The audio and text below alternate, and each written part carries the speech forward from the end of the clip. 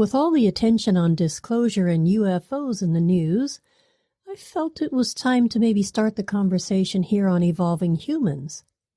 If you're curious about the phenomenon, this show is for you.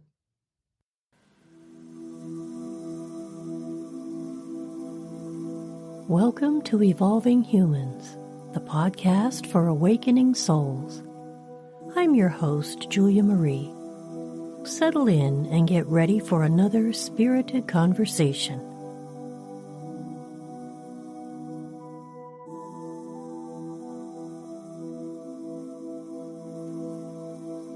My guest, Birdie Jaworski, describes herself as a digital detective, word weaver, and bee buddy based in the heart of Albuquerque, New Mexico.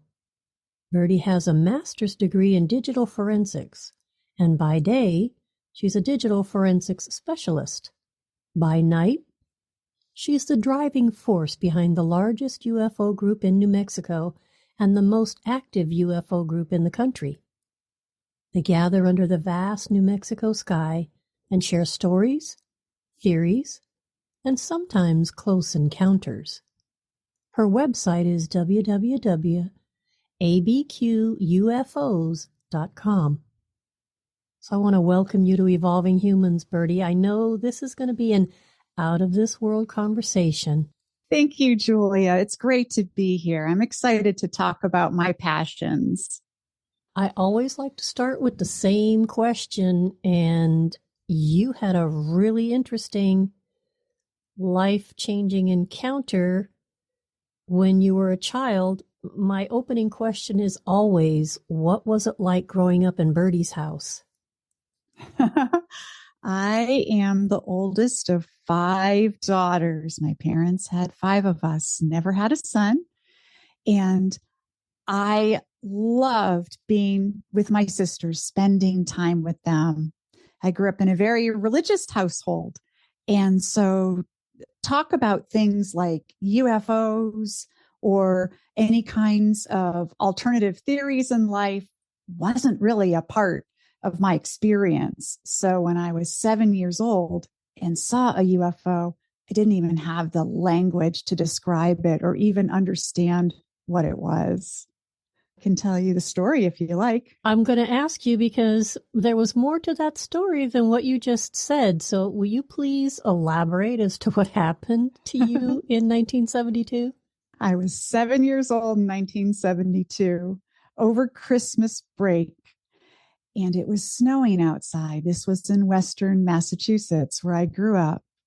And my sister and I, she's a year younger than I am, we were playing with our Christmas gifts that we had received from Santa, a Lone Ranger and a Tonto doll, which was all the rage back then. We were making them face off on the floor. We were having them chase the bad guys. The bad guys were being played by various stuffed animals that we had. And night was starting to set as the snow was slowly drifting down the window. And out of the corner of my eye, I saw this beam of light come through the window. It was bluish and gray and didn't look like anything I had ever seen before. So I dropped Lone Ranger and my sister dropped Tonto, and we looked out the window, and hovering right outside the window was this metallic, dull, silver-colored, saucer-shaped craft. I didn't even know what it was, never heard of a UFO, just had no understanding. And as we're watching this big, huge thing float in the sky outside our window, our dolls stood up by themselves and started spinning in this beam of light. And as I'm saying this, I'm getting goosebumps on my arms, just the memory of it. And the dolls just fell. And that's all we remember. We don't really remember what happened after that. We don't know if the ship flew away, if it was a ship indeed. We don't know what happened to the light. We just remember kind of whispering about it in the following days, and then not talking much about it until we were older, because it was such a strange experience, very dreamlike. But we both had this shared memory of this experience. Do you ever suspect maybe that there might have been anything else that might have happened in that space of time? At the time, I didn't suspect anything else happened. And to this day, I don't know. But as I got older and started reading science fiction and finding some books about UFOs in the public library, it hit me. Oh, that's what I saw. I saw a flying saucer. Might have had aliens in it from another planet. And I read as much as I could. And one of the things that I read about as I got older were things like missing time, where people would have an encounter and then they would have a period of time they couldn't remember, or they would wake up the next day and didn't remember how the experience ended. And some of these people would go through hypnotic regression only to discover that they had these deep below the surface memories of encountering strange beings that looked very different from us, we humans. And they would be dressed differently, perhaps in bodysuits, perhaps apparently having no clothes at all. And maybe they would be doing some kind of procedures or tests on those people. And I've never undergone a hypnotic regression to find out if I have these buried memories. I guess I like keeping the mystery and the possibility open. I wasn't for or against anything. I was just wondering if you had any thoughts on that. If I had to say, I suspect that something did happen that we don't remember, because it's kind of what it feels like. Yeah, exactly. And then I had another experience, which in a way is similar. When I was a teenager, I was 16 years old at a slumber party with a bunch of girls. This would have been in the early 80s, maybe 81, around there.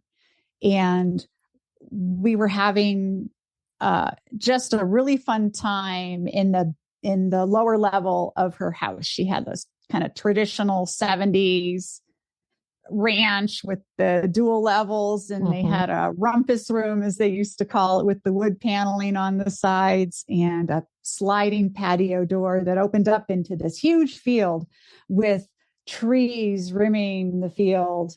And as we're playing Truth or Dare, I was asked a question that I did not want to answer. So I took the dare, and the dare was to run outside. And again, this was similar to my experience when I was 7 years old. This was also over Christmas break, weirdly enough. And there was snow on the ground, about 1.5 feet of snow. I took the dare, and the dare was to run around the entire yard in the snow, naked, singing the Love Boat song.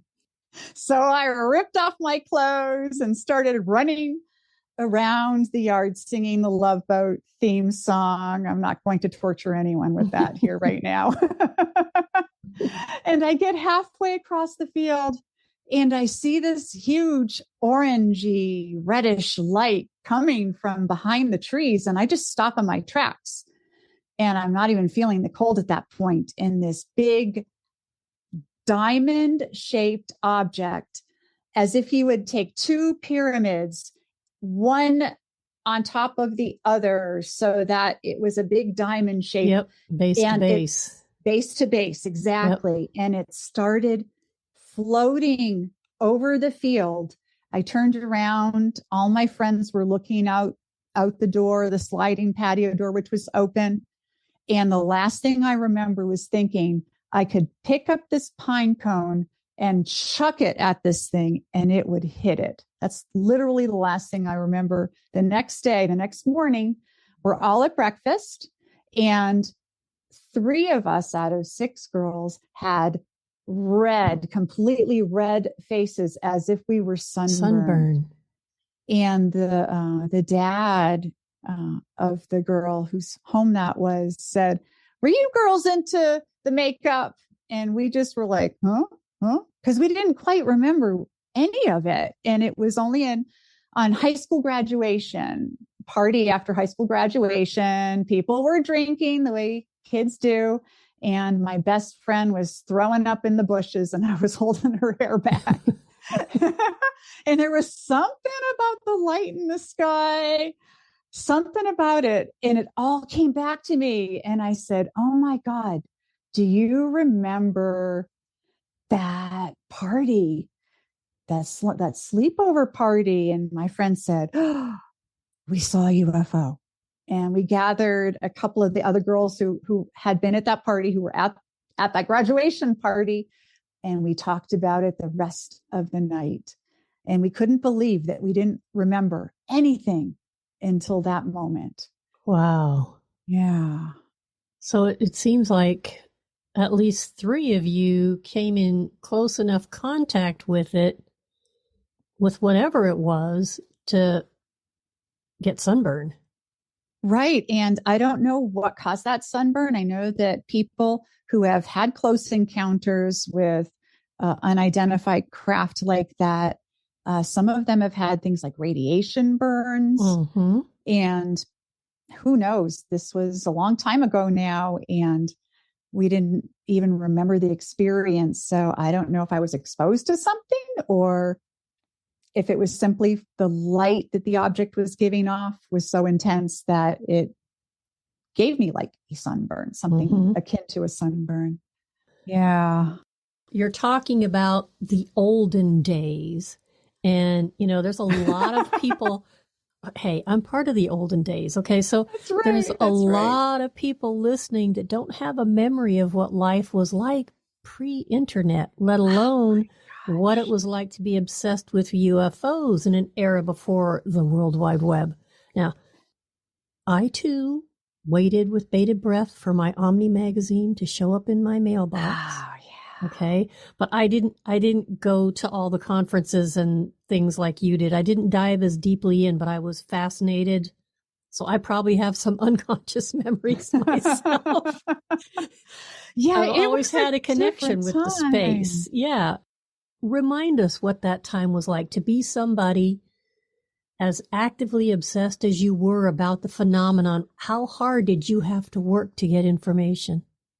Yeah, today anyone can, look at their phone and pull up absolutely anything, anywhere. You can watch YouTube's, TikToks, Instagram Reels, Facebook, and get instant information, your questions answered in the blink of an eye.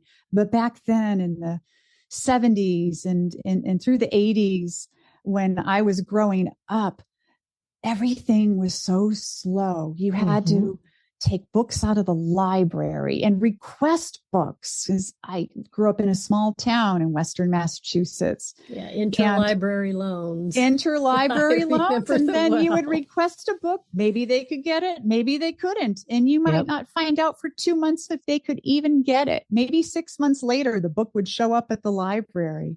And then you'd have a whopping 2 weeks to read it before you had to return it, never to see it again. And you would have to pay for photocopies if you wanted to save information on a page. There wasn't an easy way to save printed information. I subscribed to a few different magazines as a teenager, spent my babysitting money on things like Omni Magazine, Fate Magazine, a couple of others. 40 in Times was another one that I had delivered all the way from England. And so those would come sporadically, but there were incredible stories in there about Bigfoot and the Loch Ness Monster, all kinds of related phenomena like that. And you would go to conferences maybe once a year, and you would have to save your money to attend these conferences. And they would usually, back then, they wouldn't be held in big fancy places like they are today. They would be held in kind of seedy hotel rooms, and you'd plunk down a couple of bucks and get in there, and you'd listen to an expert, somebody who had been studying this phenomenon. And by studying, this person And I was like invariably a man, right? Back then it was almost all men. And even today in this space, it is very male centric. Yeah. And so you would listen to this expert, and then they would have their book for sale if they had a book, or you could buy mimeographed brochures that they would make with their information on it, sign up for their newsletter, which wouldn't be an e-newsletter. It would be an actual subscription service where they would mail it out to you if they even remembered to do that. True. It was just, and you had this time, you had the luxury of time, which is something, this perspective that I think is kind of missing in the field today, where you would read something, digest it, think about it, wonder about it, and then you were ready for the next bite of information. Today, it's so fast. Boom, boom, boom, boom. Anything. It's like opening a fire hose and just. It is. And you get on UFO Twitter or UFO Reddit, and everyone's talking about the last 10 seconds in the world, not things necessarily that happened 20 years ago or 50 years ago. Once in a while, those conversations occur, but it's what's happening right now. Everyone's so hungry for that next bite of information. You know, for a lot of people, you're speaking about people that believe in the phenomenon or the possibility of we're not alone in the universe. Why do you suppose believing in UFOs can be such a hard thing for a lot of people? We have been culturally conditioned to reject the idea that we are not alone in this universe. Some of this comes from religious programming, where we have been, taught that we are God's children. He created us. We are the center of everything. And when you are considering a worldview that places you just on equal footing with any number of things that might be out there, it can be unnerving for people. Additionally, ever since Roswell, and for those of you who, I think almost everybody knows at least the basics of what I mean by Roswell, but I'll give you give the Reader's Digest version anyway. Exactly. So in 1947, around the 4th of July, it was just after, a rancher was out on his property outside of Roswell, New Mexico. And Roswell is a small city today of about 60,000 people. And back then it was much, much, much smaller, very rural community. It's still rural today. Lots of ranches around, cattle ranches.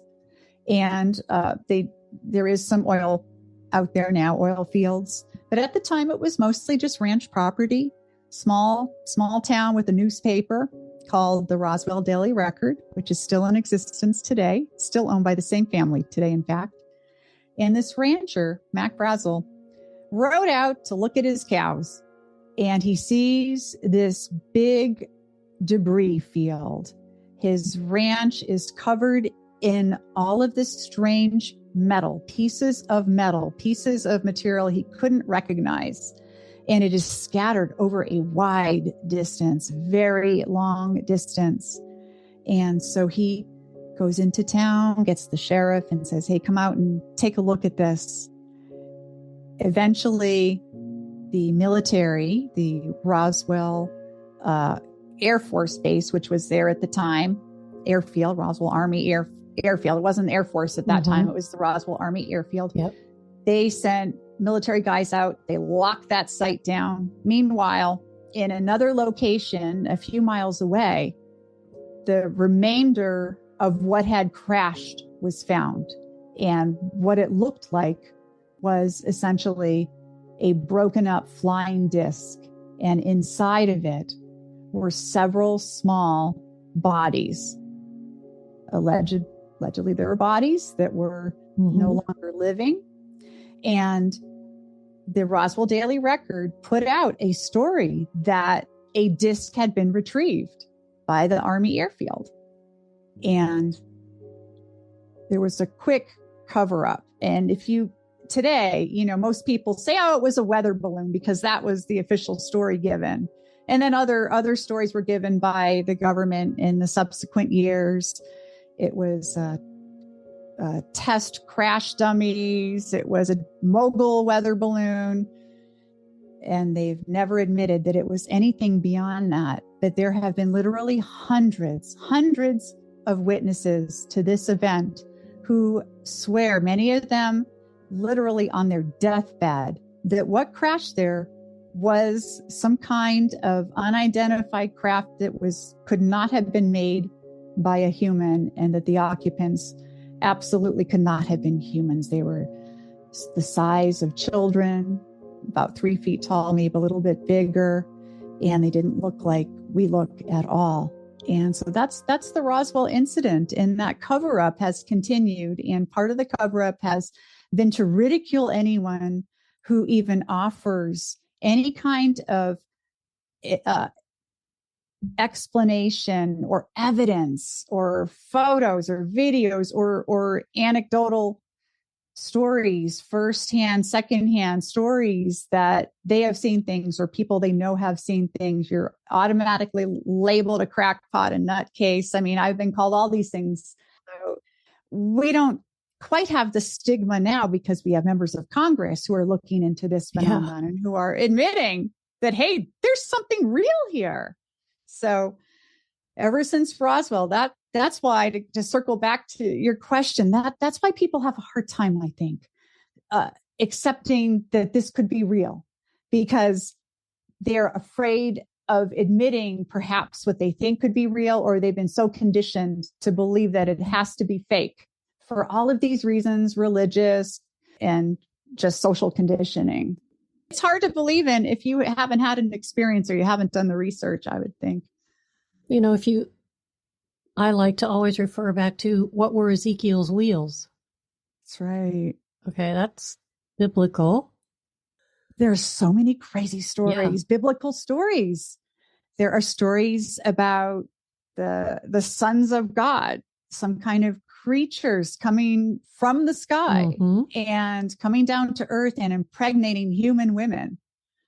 There are multiple stories of craft in the sky, as in Exodus, as Moses is leading his people to freedom. They are being led by a pillar that's floating in the sky. It sounds like one of those Tic Tacs that the Navy pilots have been describing. So it actually does. It does, doesn't it? Yeah. If you actually go back and read through Genesis, you'll think, oh my gosh, it's a Tic Tac. You know, it's been around a long time, this phenomenon of objects flying in the sky. And I know the current properly designated term is UAPs, but I'm old school. I like UFO. I call them UFOs. I'm sorry. UAP is honestly just an attempt at rebranding to reduce some of the stigma.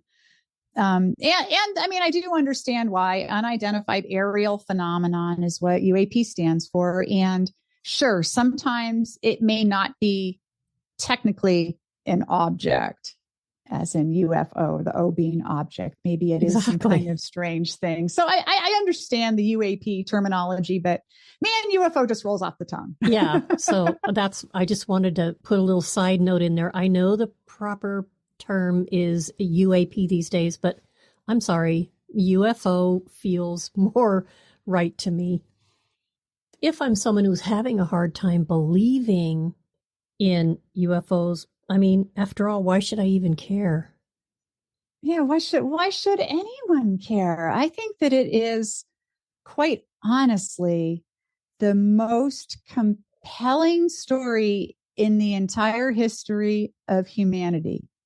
The idea that we are not alone. If the president finally comes forward and says to the world, we are not alone. We have been visited by some kind of non-human intelligence. That's another buzzword that's running around in these circles today.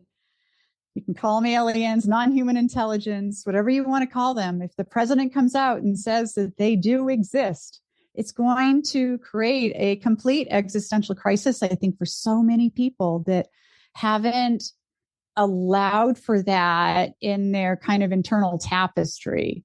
People have their religious convictions. They have ideas about their place in the world.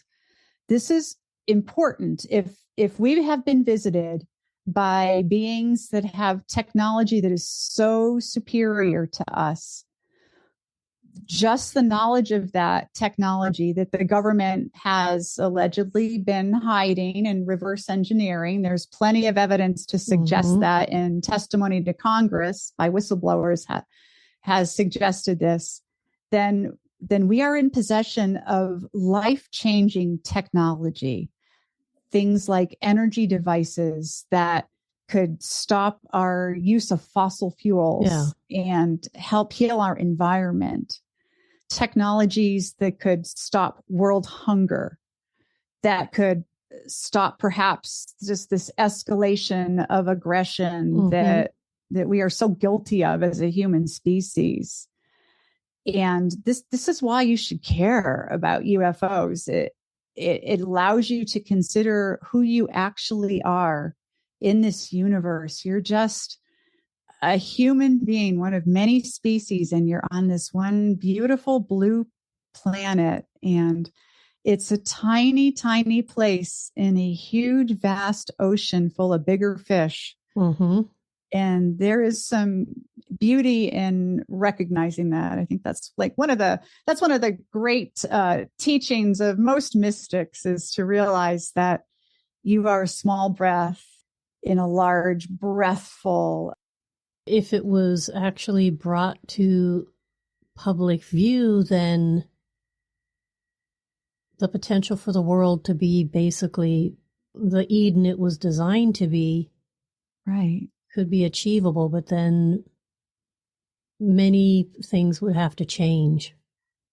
It would be, I think, a lot of chaos if it's not done well. And there's a term being bandied about now, catastrophic disclosure. And this is being talked about. I haven't heard that. Yeah, this is actually quite interesting, because just to give a little bit of congressional history, that's where I was going next. Yeah, so go ahead. So the head of the Senate, Senator Schumer, and Senator Rounds, who is a Republican, Schumer's a Democrat, together with several of their colleagues, wrote up an amendment that's called the Schumer-Rounds Amendment, and it is for UAP disclosure, UFO disclosure, but they're using the UAP terminology.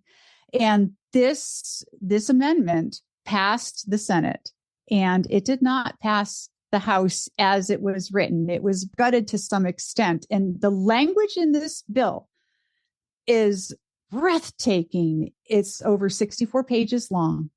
It literally uses the words non-human intelligence something like 62 times.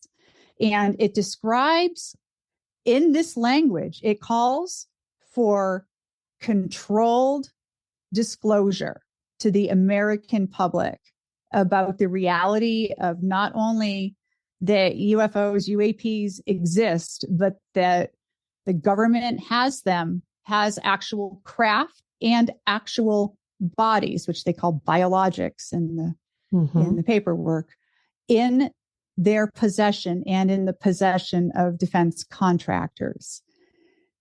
It's literally in this bill, written by the leader of the Senate and multiple others in Congress, because they are privy to this classified information. So this bill is making the rounds through Congress, and it wasn't passed in its entirety. The parts that were gutted were the parts where the bill had instructed the president, if it had been passed, it would be President Biden, to set up a panel of 9 people. And this would be kind of based loosely on the JFK assassination panel. Yeah. And in this case, they wanted scientists, sociologists, theologians, people that would have a say.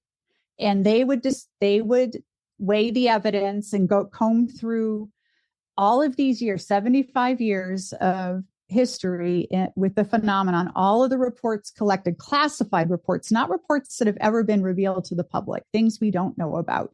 And they would just describe how it should be rolled out to the public. Now, the panel, that part was gutted from the bill. And also any kind of a legal retribution for withholding information, that was taken out of the bill. So we're kind of left with, well, people, if they have any information, they should let Congress know. And that's kind of where we're at, although they're trying to resurrect the bill for the next congressional rounds. Mm-hmm.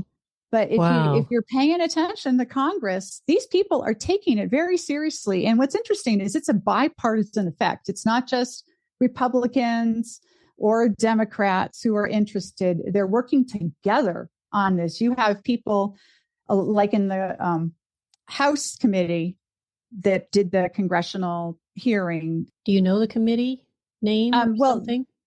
It's the House Committee on the Select House Committee on Intelligence. Okay. And they held a congressional hearing, and they had like people like AOC, who is as liberal a Democrat as you get. Yeah. She was asking about, well, where is this money hidden for these Black budget projects, for these UAP projects? She's literally asking these questions in Congress. I know, right? It's amazing. Mm-hmm. And then you have people completely on the other side of the spectrum. Matt Gaetz, for example, Republican, who was describing how he went to an Air Force base in Florida and they refused to give him classified information that he should have been privy to. And eventually they did show him photographic evidence of a flying craft that could not have been made by human hands. And he testified to this in Congress on the same stage as AOC. And it's just fascinating to see how this is happening in Washington, D.C., but it's not happening, on the streets of mainstream America yet, but we're getting there. That's the news thing, which is a whole other topic.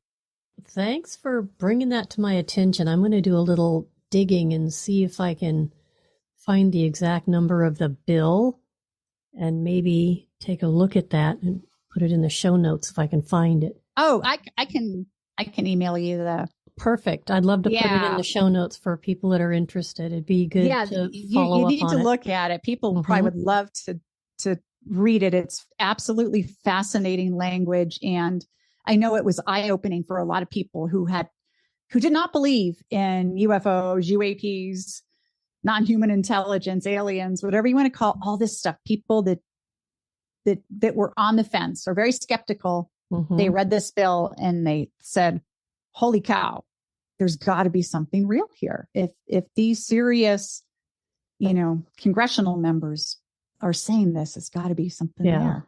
Well, I knew something was going on. I didn't know it had gotten that far. So I appreciate that piece of news.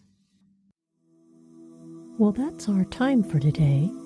Next time, I continue my conversation with Birdie Jaworski and we talk about our collective loss of the connection to the infinite.